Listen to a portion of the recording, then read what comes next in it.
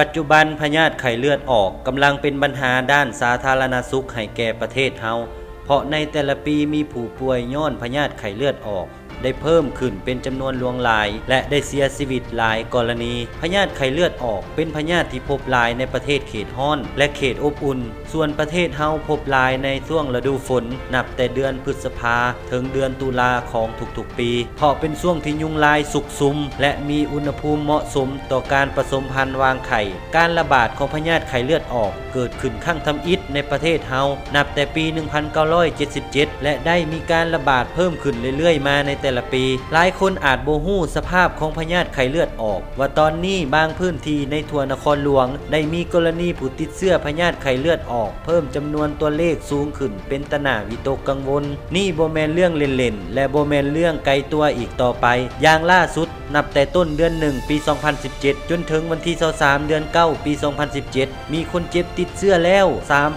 3,236 กรณีทั่วนครหลวงสาเหตุที่มีผู้ติดเชื้อเพิ่มขึ้นเป็นจำนวนหลวงหลายย้อนคนส่วนใหญ่ขาดสติในการป้องกันตนเองจึงเฮ็ดให้ถูกยุงกัดพอยุงกัดดูดกินเลือดมันก็ได้แพร่เชื้อไวรัสเข้าสู่ร่างกายคนเฮาบางคนมีอาการบ่หนักก็ปิ่นปัวหายบางคนโชคบ่ดีมีอาการหนักจนถึงขั้นเลือดไหลอาจสามารถเฮ็ดให้เสียชีวิตได้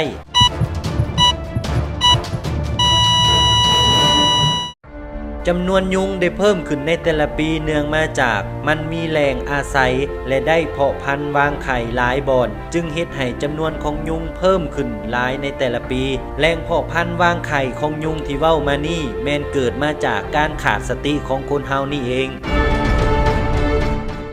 ตัวอย่างเริ่มจากเท่าเอเป็นคนขาดสติในการรักษาความสะอาดเฮ็ดให้บริเวณอ้อมแอมเฮือนของลาวทั้งภายในและภายนอกเต็มไปด้วยขี้เหงื่อภาชนะต่างๆเช่นยางตีนรถกระโปะกระป๋องขุโถดอกไม้ฐานห้องตีนตู้และอื่นๆพอมีน้ำไปอังข้างอยู่ตามภาชนะต่างๆอาจจะเป็นน้ำฝนหรือน้ำที่ไหลมาก็ตามก็จะเฮ็ดให้เกิดการอังข้างของน้ำอยู่ตามภาชนะต่างๆเฮ็ดให้ยุงได้เพาะพันธุ์วางไข่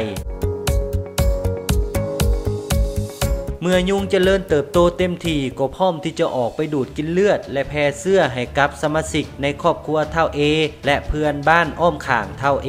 หากบ่ช่วยกันในการปราบปรามหรือตัดวงจรการแพร่พันธุ์ของยุงก็จะเฮ็ดให้เกิดการแพร่ระบาดไปสู่วงกว้างยากที่จะควบคุมได้ฉะนั้นถึงเวลาแล้วที่พวกเฮาทุกคนต้องร่วมแรงร่วมใจกันในการทำลายแหล่งเพาะพันธุ์ของนอนน้ำยุงลายโดยเริ่มจากการปฏิบัติหลักการหาปอที่แผนกสาธารณสุขนครหลวงเวียงจันทน์ได้วางออกคือ 1. ปิดภาชนะที่มีน้ำในเฮือนและนอกเฮือนเพื่อบ่ให้ยุงมาไข่ใส่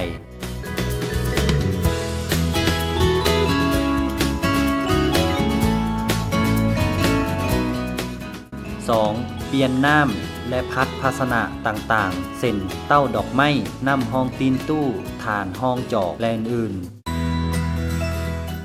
3. ปล่อยปลาหางนกยุงเพื่อกินนอนน้ำ 4. ปรับปรุงบ่ให้มีน้ำอังขังตามกระโปะกระป๋องหางลิ้นยางตีนรถและอื่นๆ 5. ปฏิบัติเป็นประจำทุกๆอาทิตย์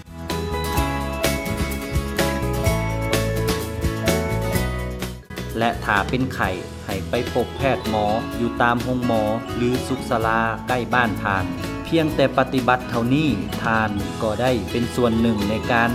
ต้านและสกัดกั้นการแพร่ระบาดของพยาธิไข้ยุงลาย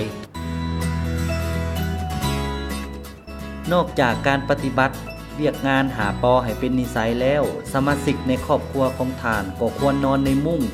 เพื่อป้องกันบ่ให้ยุงมากัดคนในครอบครัวของท่าน